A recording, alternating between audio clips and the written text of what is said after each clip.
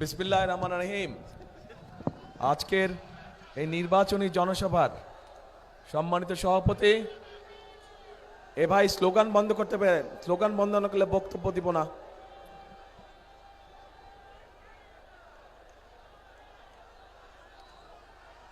যারা স্লোগান দিচ্ছে, মাইক ব্যবহার করছে, তার মানে ওরা ডিস্টার্ব করছে মিটিংয়ে। কাজে বন্ধ করো, বন্ধ করো। হ্যাঁ, স্লোগান বন্ধ করতে হবে, একদম শান্ত হতে হবে। অনেক রাত হয়ে গেছে, এখন শান্ত হতে হবে, শান্ত হতে হবে। প্রিয় ভাই বোনেরা, বক্তব্য শুনবেন? আচ্ছা, তাহলে কথা বলি আমি, কিন্তু একটু শান্ত হয়ে বসতে হবে সবাইকে, তাহলে কথা বলা যাবে। হইচই করলে তো কথা বলা মুশকিল।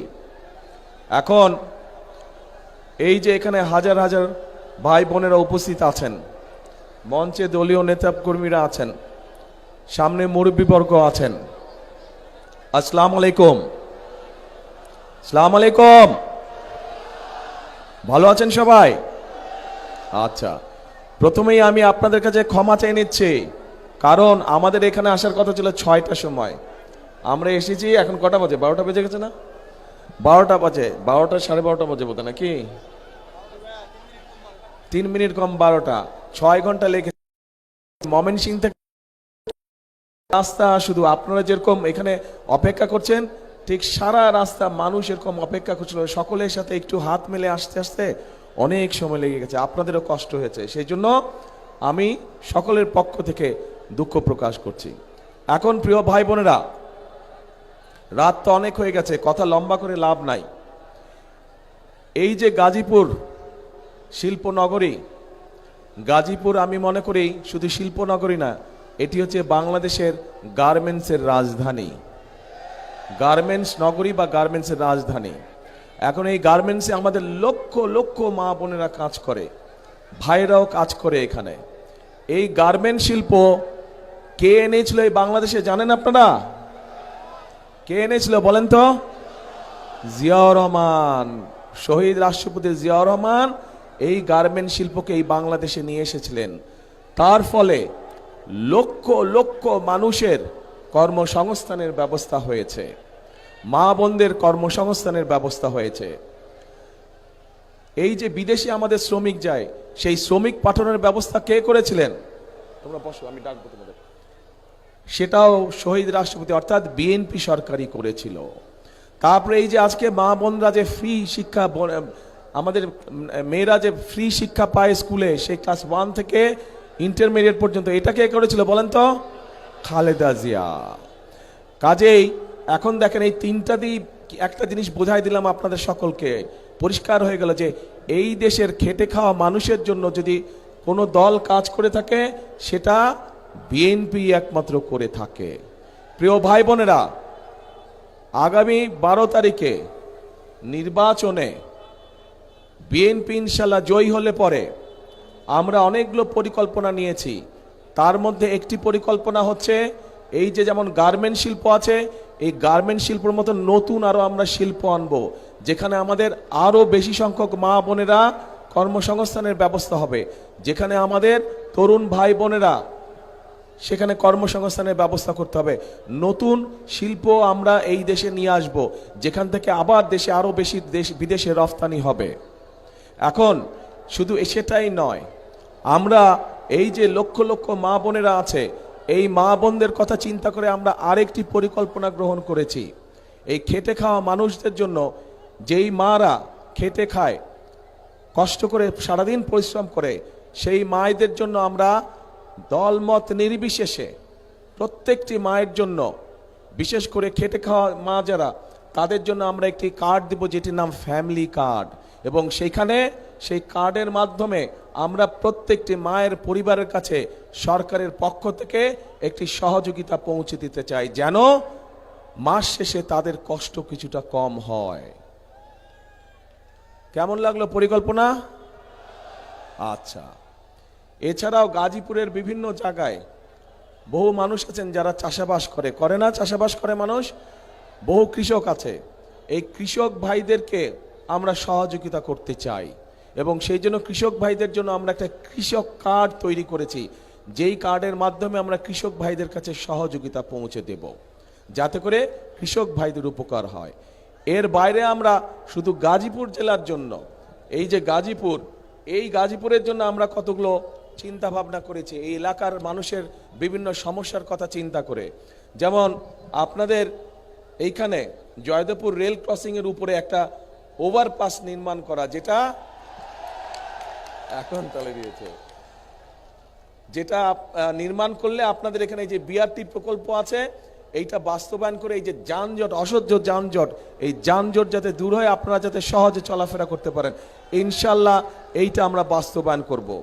শুধু তাই নয়, বিশেষ করে আমাদের নারী শ্রমিক যারা আছেন তারা যাতে নিশ্চিন্তে টেনশনে না থাকেন সন্তানদেরকে নিয়ে, সেই জন্য কিছু কিছু গার্মেন্টসে আছে, বাট সকল শিল্প প্রতিষ্ঠানে আমরা আমাদের বোনদের জন্য তাদের বাচ্চারা যাতে ঠিকভাবে থাকে, ঠিকভাবে তাদের দেখাশোনায়, তাদের জন্য ডে কেয়ার সেন্টার তৈরি করার পরিকল্পনা আমরা নিয়েছি। প্রিয় ভাই বোনেরা, আপনাদের এখানে বড় বড় কয়েকটি খাল আছে, তুরাগ, তারপরে লবণদহ আর চিল্লাই খাল আছে। এগুলা কি বন্ধ হয়ে গেছে? এগুলা পানি আছে না নাই? চলে? হ্যাঁ, দূষণে সব বন্ধ হয়ে গেছে। তো এটা কি খাল খনন করা দরকার, পরিষ্কার করা দরকার? করবেন সবাই মিলে? আমরা যদি শুরু করি কাজ করবেন? কারা কারা যাবেন হাত তুলেন, কারা কারা পরিষ্কার যাবেন?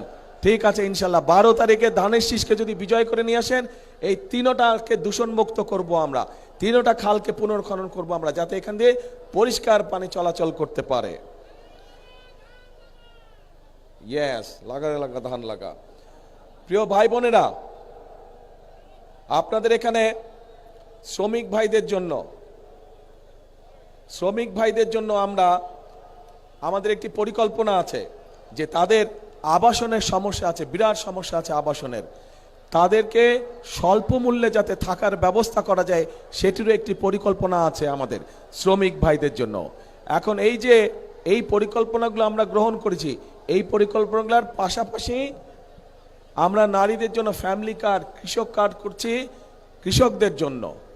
এছাড়াও আপনাদের সকলের কাছে, বিশেষ করে মা বোনদের কাছে এবং শিশুদের কাছে চিকিৎসা সেবা পৌঁছে দেওয়ার জন্য আমরা প্রত্যেকটি এলাকায় এলাকায় একজন করে আমরা হেলথ কেয়ারার দিতে চাই, যাতে করে মায়েরা এবং বাচ্চারা ছোটখাটো অসুখের চিকিৎসা ঘরে বসেই তারা পেতে পারে, সেই ব্যবস্থা আমরা করতে চাইছি।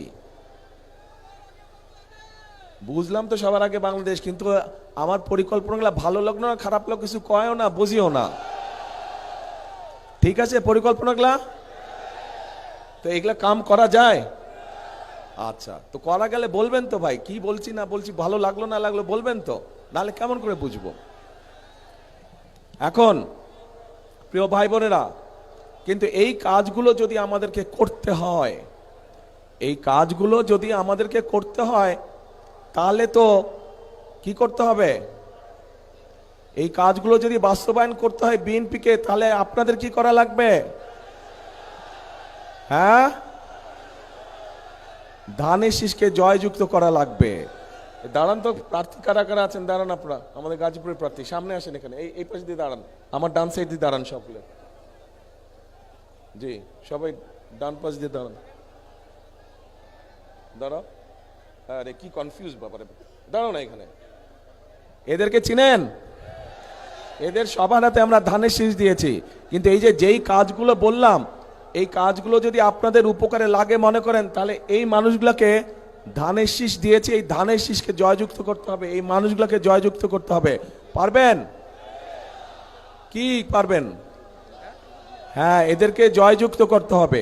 এদেরকে যদি জয়যুক্ত করা হয়, তাহলে এই যে খাল খননের কথা বললাম, এদেরকে যদি জয়যুক্ত করা হয়, তাহলে যে ফ্লাইওভারের কথা বললাম, এদেরকে যদি জয়যুক্ত করা হয়, তাহলে শ্রমিকদের আবাসনের কথা বললাম, এই সবগুলো কাজ, এই যে নারীদের জন্য ফ্যামিলি কার্ডের ব্যবস্থা, কৃষক কার্ড, এই সবগুলো কাজ করা যাবে এই ধানের শীষ যাদের হাতে তুলে দিয়েছে এদেরকে জয়যুক্ত করলে পরে। কিন্তু এই যে 12 তারিখে বসেন আপনারা, এই যে 12 তারিখে যে আপনারা যাবেন, কোথায় যাবেন বলেন তো? সকাল সকাল? হ্যাঁ, ভোট কেন্দ্রে কখন যাবেন? হ্যাঁ, কখন যাবেন? রাইট, ফজর পড়ে যাবেন না, যার যার ভোট কেন্দ্রের সামনে গিয়ে জামাত করে ফজর পড়বেন, যাতে আগে থেকে ওখানে কেউ অবস্থান নিতে না পারে। ধানের শীষের যত ভোটার আছে আপনার আশেপাশে সবাইকে নিয়ে ওখানে গিয়ে ফজরের জামাত আদায় করবেন এবং বসবেন, যেন কেউ ষড়যন্ত্র করে আগেই ভিতরে ঢুকে বসে না থাকে। এই সতর্ক দৃষ্টি রাখতে হবে। গত 15-16 বছর আপনারা দেখেছেন কিভাবে এই এলাকার সহ সারা বাংলাদেশে আপনাদের যে ভোটের অধিকার, সেই অধিকারকে কিভাবে ডাকাতি করে নিয়ে গিয়েছিল। এইবার ডাকাতি করতে দিবেন? ভোট ডাকাতি হতে দিবেন? এই গাজীপুরের মানুষ কিন্তু প্রমাণ করে দেখিয়েছে 2024 সালে আন্দোলনের সময় এই গাজীপুর থেকে হাজার হাজার মানুষ সেদিন ঢাকা শহরে গিয়েছিল। কাজেই এই যে আমাদের গণতন্ত্রকে যে আবার পুনরুদ্ধার করেছে, স্বাধীনতাকে যে আবার রক্ষা করেছে, গাজীপুরের মানুষের বিরাট একটা অবদান আছে। কাজেই এই অবদানকে কোনোভাবেই বৃথা দিতে যাওয়া যাবে না। আর প্রিয় ভাই বোনেরা, আপনাদের কাছে আমার আরেকটা হক আছে। এই সেই গাজীপুর, এই সেই ভাওয়াল মাঠ, যেখানে স্বাধীনতা যুদ্ধের আগে ছোটবেলায় আমি এই মাঠে অনেক দৌড়াদৌড়ি করেছি, এই মাঠে অনেক খেলেছি আমি। এই মাঠের ওইখানে এইদিকে তো রাজবাড়ি, বোধহয় এইদিকে না, আমার হাতের ঠিক রাজবাড়ির উল্টা দিয়ে ওখানে ছোট ছোট দুটো লাল রঙের বাংলো ছিল আগে। প্রথম যেই বাংলোটা ছিল, এখানে মুরব্বি যারা আছে তাদের খেয়াল আছে, প্রথম যেই বাংলোটা ছিল ওইটাতে আমরা থাকতাম, আব্বা আম্মা আমি আর আমার ছোট ভাই, আমরা 4 জন ওইটাতে থাকতাম। কাজেই ছোটবেলাটা আমার এই গাজীপুরে, বহুদিন এই ছোটবেলাটা আমার এই জায়গায় কেটেছে। আমার এই মাঠে আমি অনেক দৌড়াদৌড়ি করেছি, অনেক খেলেছি আমি। কাজেই গাজীপুরের মানুষের কাছে আমারও একটি হক আছে। আমার শিশুকাল আপনাদের সাথে কেটেছে, কাজেই ওই হিসাবে আপনাদের কাছে আমারও দাবি থাকলো ধানের শীষকে জয়যুক্ত করার জন্য। কে দাবি করতে পারে? ধন্যবাদ। এখন প্রিয় ভাই বোনেরা, আন্দোলন হয়েছে, সংগ্রাম হয়েছে, স্বৈরাচার বিদায় হয়েছে দেশ থেকে। এখন হচ্ছে দেশ গড়ার পালা, এখন হচ্ছে মানুষের ভাগ্য পরিবর্তন করার সময়। কাজেই আমাদেরকে পরিশ্রম করতে হবে, আমাদেরকে কাজ করতে হবে, আমাদেরকে ঐক্যবদ্ধ থাকতে হবে। আমরা যদি ঐক্যবদ্ধ থাকি, আমরা যদি কাজ করি, আমরা যদি পরিশ্রম করি, ইনশাল্লাহ ধীরে ধীরে আমরা আমাদের সেই প্রত্যাশিত বাংলাদেশকে গড়ে তুলতে সক্ষম হব। কে একসাথে আমরা কাজ করব? ইনশাল্লাহ।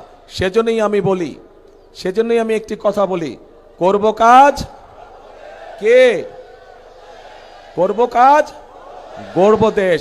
সবার আগে, রাইট, সবার আগে বাংলাদেশ। কাজেই সেই বাংলাদেশকে যদি গড়ে তুলতে হয়, তাহলে আমাদেরকে একসাথে থাকতে হবে, আমাদেরকে সঠিক লোককে ভোট দিয়ে জয়যুক্ত করতে হবে, যাতে তারা আপনাদের সমস্যার সমাধান করতে পারে, এলাকার মানুষের সমস্যা করতে পারে, এলাকার সমস্যার সমাধান করতে পারে। এবং আমাদেরকে সতর্ক থাকতে হবে, যেই অধিকার আদায় করার জন্য হাজার হাজার মানুষ জীবন দিয়েছে, সেই অধিকার যাতে ষড়যন্ত্রকারে আর কেউ ছিনিয়ে নিতে পারে না।